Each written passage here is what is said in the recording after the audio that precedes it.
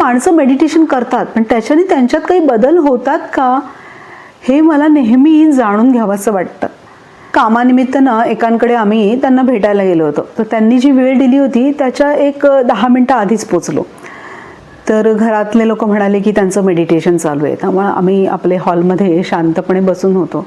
तर 10 मिनिटांनी ते बाहेर आले आणि आमच्या समोरच्या सोफ्यावर बसले. तेवढ्यात त्यांचं लक्ष ना सेंटर टेबलवर ठेवलेल्या चावीकडे गेले. तर ते इतक्या मोठ्याने ओरडले की ही चावी इथे कोणी ठेवली, शिस्त नाही आहे, किती वेळा सांगितलं वगैरे. मग घरातली एक व्यक्ती आली आणि त्यांनी ती चावी उचलली आणि मग आतमध्ये नेली आणि मग आमच्या कामाविषयी गप्पा सुरू झाल्या. मग अर्ध्या तासाने आम्ही पण निघालो.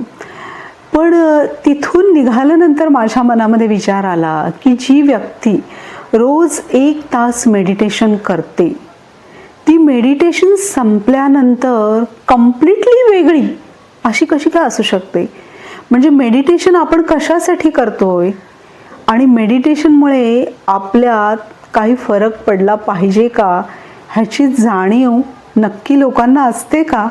म्हणजे क्षुल्लक चावी तिच्यावरनं इतकं चिडायचं, ते सुद्धा मेडिटेशन झाल्या.